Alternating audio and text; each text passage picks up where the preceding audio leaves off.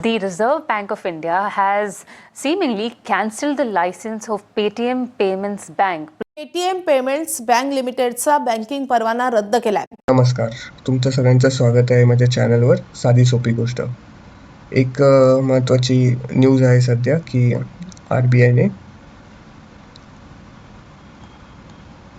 आर-बी-आयने Paytm payment बँकचं banking licence हे रद्द केलेलं आहे. ओके, तर आता आपण बघूया की हे जे पेमेंट्स बँक आहे ते ॲक्च्युअलमध्ये काय आहे, कारण ते समजल्याशिवाय पुढे जाणं हे नीट ठरणार नाही. तर आधी आपण त्या सगळ्या कन्सेप्ट्स बघून घेऊ की पेमेंट्स बँक काय आहे. तर पेमेंट्स बँक ही काही अशी जुनी गोष्ट नाही आहे की जेव्हापासून SBI आहे, बँक ऑफ बरोडा आहे, अशा ह्या जेव्हापासून आहेत तेव्हापासून ह्या बँक्स नव्हत्या. ओके, तर ही जी पेमेंट्स बँक ही भारतात सुरू करण्यात आलेली एक विशेष प्रकारची बँक आहे, ज्याचा उद्देश आर्थिक समावेशन वाढवणे हा आहे. म्हणजे ज्या लोकांना पारंपरिक बँकिंग सेवांपर्यंत सहज प्रवेश नव्हता, उदाहरणार्थ लहान व्यावसायिक, स्थलांतरित कामगार आणि ग्रामीण भागातील लोक, यांच्यापर्यंत मूलभूत बँकिंग सेवा पोहोचवणे हा त्याचा एक महत्त्वाचा उद्देश टार्गेट पेमेंट्स बँकचा आहे. ओके, तर हे महत्त्वाचं एक कसं बोलता येईल की बाकी ज्या दोन प्रकारच्या बँक आहेत, जसं आपण बोलू शकतो पब्लिक आणि प्रायव्हेट सेक्टर.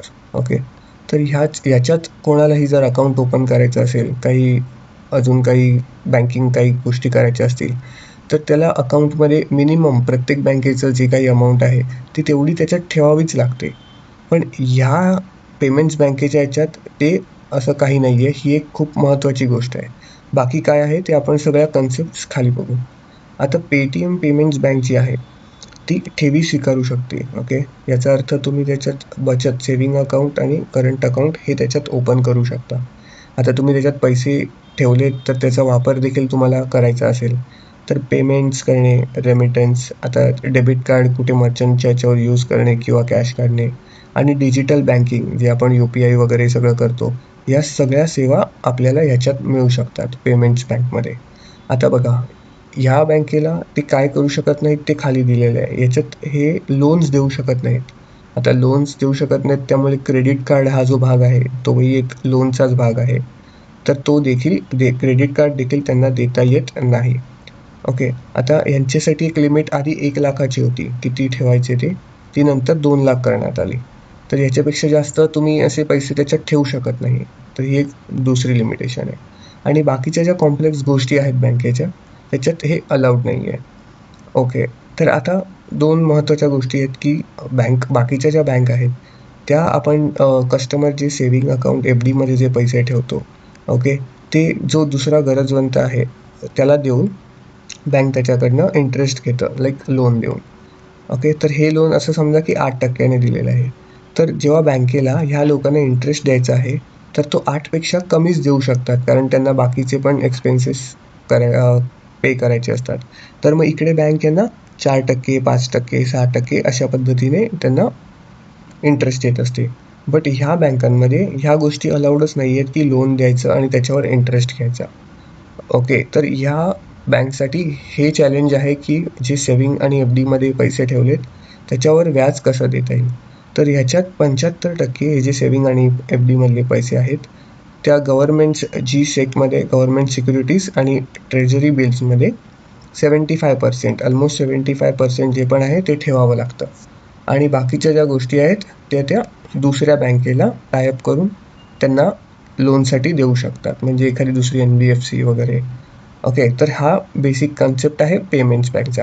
आता अजून एक गोष्ट जर इकडे बघायला गेलात तर तुम्ही जेव्हा एखाद्या मर्चंटला बिल पे करता किंवा अजून काही गॅस रिफिल करता किंवा कसलं तुमचं केबल, टाटा स्काय, एअरटेल कशाचे पण पैसे भरता, तेव्हा जे पैसे भरतात त्याच्यात जे मर्चंट डिस्काउंट मिळतं, जसं की ₹100 पे केल्यावर ₹1 मिळतो, तर तो हा झाला बँकेचा बिझनेस, तो बँकेला प्रॉफिट देतो.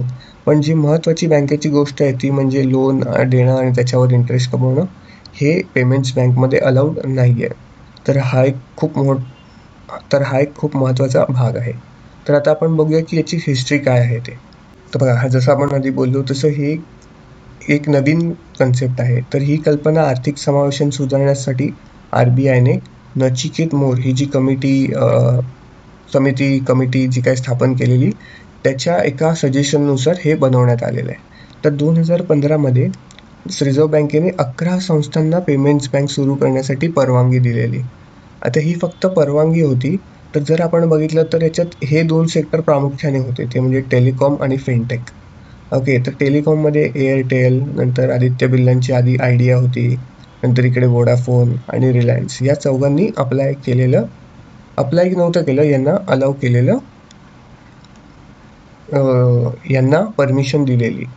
ओके, त्यानंतर आता जी आपण बोलतोय पेटीएम पेमेंट्स बँक ती एक, नंतर टेक महिंद्रा, नंतर चोलामंडलम आणि एक सन फार्माचे जे प्रमोटर आहेत दिलीप संघवी, त्या अशा ह्या अजून 4 बँक्स. आणि 3 ज्याच्यात एक महत्त्वाची आपली जे आपलं पोस्ट ऑफिस आहे त्यांचं इंडिया पोस्ट पेमेंट्स बँक, ही एक महत्त्वाची आपली जी इंडिया पोस्ट पेमेंट्स बँक आहे गव्हर्नमेंटची, ती एक आहे. आणि ह्या 2 NSDL आणि फिनोपेटेक अशा टोटल मिळून 11 जणांना परमिशन दिलेली. या 6 म्हणजे Airtel, Paytm, India post bank, Fino payments, NSDL ह्याच बँका ॲक्च्युअलमध्ये अस्तित्वात आल्या. आणि जिओ पेमेंट्स बँक देखील होती, बट ती नंतर बंद झालेली आहे. आणि आता उद्यापासून पेमेंट्स बँक देखील त्यांचा कारभार बंद करेल. तर मग आता फक्त 4च आपण जे बोलतोय की पेमेंट्स बँक आहेत, त्या 4च सोमवारपासून त्यांचा कारभार पुढे करतील. ओके, आता आपण बघूया की एक्झॅक्ट पेटीएम पेमेंट्स बँकेच्या बद्दल काय घडलेलं आहे ते. आता हे बघा, पेटीएम पेमेंट्स बँक आहे, जसं आपण बोललो की ज्या महत्त्वाच्या काही सर्व्हिसेस ऑफर करतात त्या ह्या अशा सर्व्हिसेस आहेत पेटीएम पेमेंट्स बँकच्या. आणि जर हे आपण बघितलं तर त्याची असं नव्हतं की बँकेचं एकदमच कस्टमर नाही आहेत किंवा खूप असं कमी याच्यात चालले आहे, तर असं काहीच नव्हतं या बँकेचं. अतिशय हाय व्हॉल्यूम असणारं किंवा हाय ट्रान्झॅक्शन व्हॉल्यूम असणारं हे सगळं कामकाज आहे. तर इकडे जर आपण बघायला गेलो तर 9.6 CR हे मंथली ट्रान्झॅक्टिंग युजर ह्या बँकेचे होते.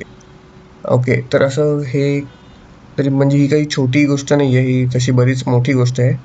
तर त्या 2022-2024 पासून ह्या गोष्टी चालूच आहेत. तर इथले महत्त्वाच्या काही 2-3 गोष्टी जर आपण बघायला गेलो तर यांच्या KYC नो युअर कस्टमरमध्ये जे काही चालू होतं त्याबद्दल RBI सॅटिस्फॅक्टरी नव्हती. ओके, की KYC मध्ये काही एक पॅन मल्टिपल आधारशी जोडण्यात आलेलं, विच इज रॉंग. तर RBI हे आधीपासून रेड फ्लॅग करत होतं, पण त्याच्यावर आय गेस पुढे नंतर त्यांनी काही ॲक्शन घेतलेली दिसत नाही आहे.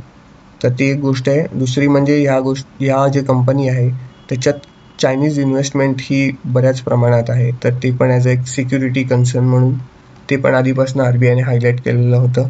आणि तिसरी गोष्ट म्हणजे जे IT इन्फ्रास्ट्रक्चर आहे ज्याच्यात data sharing, okay, data maintenance आणि महत्त्वाचं म्हणजे डेटा गव्हर्नन्स ही जी गोष्ट येते, तर RBI आधीपासून याच्यासाठी देखील रेड फ्लॅग करत होती. हा डेटा कसा मॅनेज केला जातो, याचा ओनर कोण आहे, हा डेटा कुठे शेअर केला जातो.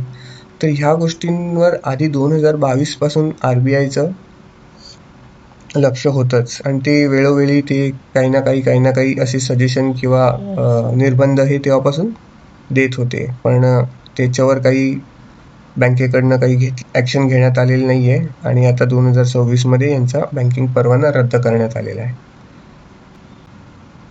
जर तुम्हाला बघायचं असेल की हे काय आहे, जर तुम्हाला बघायचं असेल की हे पेमेंट्स बँक आहे, तर तुम्ही हे इंडिया पोस्टच्या पेमेंट बँकच्या वेबसाईटवर जाऊन बघू शकता. इकडे सगळं दिलेलं आहे, कोणतं प्रॉडक्ट आहे, saving account, current account, services, हे सगळं डिजिटल स्टेट बँकिंग पेमेंट्स कोणत्या प्रकारचे करता येतील हे सगळं इकडे दिलेलं आहे. या मेन पेजवर बेसिक सेव्हिंग अकाउंट याच्यात सगळं खाली लिहिलेलं आहे. जसं आपण आधी बोललो तसं याच्यात ही एक महत्त्वाची गोष्ट आहे की no commitment of minimum balance. ह्याच्यात तुम्ही 0 काहीच ठेवलं नाही तरी काही प्रॉब्लेम नाही, आणि 1 लाख 2 लाख ठेवले तरीही चालू शकतो. तर ह्या खूप महत्त्वाच्या काही गोष्टी आहेत ज्या पेमेंट्स बँकला बाकी बँकपासून वेगळ्या करतात. तर नक्की मला सांगा हा व्हिडिओ तुम्हाला कसा वाटला, आणि अजून कोणत्या गोष्टी तुम्हाला साध्या सोप्या करून ऐकायला आवडतील ते मला कमेंटमध्ये नक्की सांगा. थँक्यू.